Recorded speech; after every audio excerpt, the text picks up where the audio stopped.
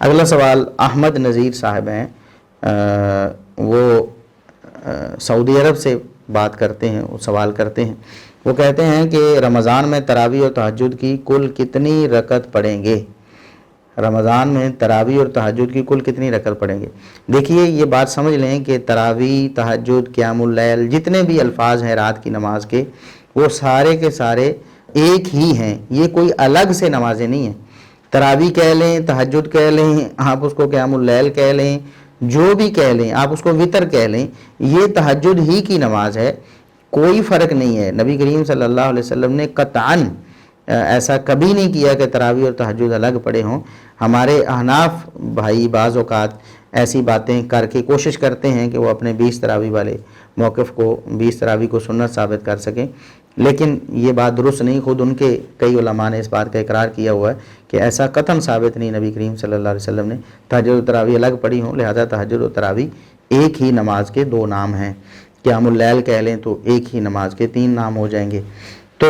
یہ نبی کریم صلی اللہ علیہ وسلم کا جو معمول تھا وہ یہ تھا کہ ما کان یزید فی رمضان ولا فی غیرہ علی 11 رکعۃ۔ صحیح بخاری میں سیدہ عائشہ رضی اللہ عنہا سے پوچھا گیا کہ آپ کی رات کی نماز کیسی تھی، تو آپ نے فرمایا کہ آپ صلی اللہ علیہ وسلم رمضان ہو یا غیر رمضان ہو، الفاظ دیکھیں، رمضان ہو یا غیر رمضان ہو، آپ 11 رکعتوں سے زیادہ نہیں پڑھتے تھے۔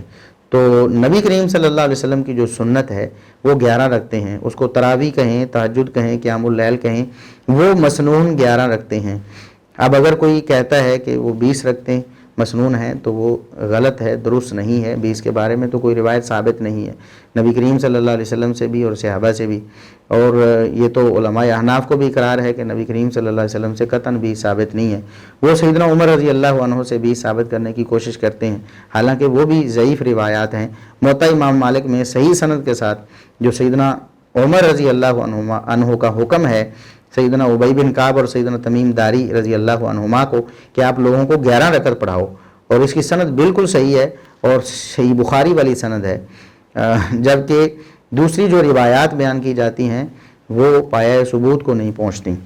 تو لہٰذا رمضان میں تراویح اور تہجد 11 رکھتے ہی ہیں۔ ہاں یہ بات یہاں آپ کو سمجھ لینی چاہیے کہ اگر کوئی شخص 11 رکعتیں پڑھنے کے بعد وہ پڑھ کے سو گیا ہے رات کو، پھر اس بیدار ہو گیا ہے، یا ویسے سویا نہیں ہے، اس کے بعد میں وقت مل گیا ہے، اس کو نیند نہیں آئی، یا وہ مزید رکعتیں پڑھنا چاہتا ہے، تو رکعتیں پڑھنے میں کوئی حرج نہیں ہے، کیونکہ نماز کے ممنوع اوقات جو 3 ہیں وہ دن میں ہیں، رات میں کوئی ممنوع وقت نہیں ہے۔ یہ بالکل ایسے ہی جیسے نبی کریم صلی اللہ علیہ وسلم سے اشراق کی زیادہ سے زیادہ 8 رکعتیں ثابت ہیں، زیادہ سے زیادہ 8 رکعتیں اشراق میں آپ صلی اللہ علیہ وسلم سے ثابت ہیں، لیکن اشراق کی 8 رکعتیں پڑھنے کے بعد پھر اگر کوئی شخص مثال کے طور پر وہ 8-9 بجے اشراق پڑھ لیتا ہے، یا 7 بجے پڑھ لیتا ہے، یا اس سے پہلے پڑھ لیتا ہے سورج نکلنے کے بعد، پھر بعد میں اس کا دل کرتا ہے کہ میں اور نفل نوافل پڑھ لوں، تو کوئی حرج نہیں ہے، وہ عام نفل نوافل ہوں گے۔ اشراق کی نماز الگ ہوگی، 8 رکعتیں اس نے جو پڑھ لیں زیادہ سے زیادہ۔ اب وہ اشراق کی نماز جو ہے نا 10-12 رکعتیں نہیں پڑھ سکتا، کیونکہ وہ تو نبی کریم صلی اللہ علیہ وسلم نے 8 ہی پڑھی ہیں۔ تو بعد میں کوئی عام نفلی نماز وہ پڑھ سکتا ہے، جب ممنوع وقت نہ ہو تو اسے کوئی ممانعت نہیں ہے۔ بالکل ایسے ہی رات میں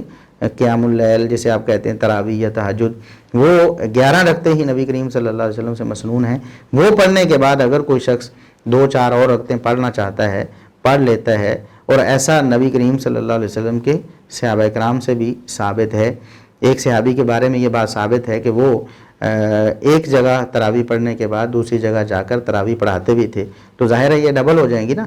اگر انہوں نے 8 رکعتیں پڑھی ہیں تو 16 ہو گئیں ڈبل، اگر انہوں نے 10 رکعتیں یعنی پڑھی ہیں تو پھر 20 ہو گئیں، اور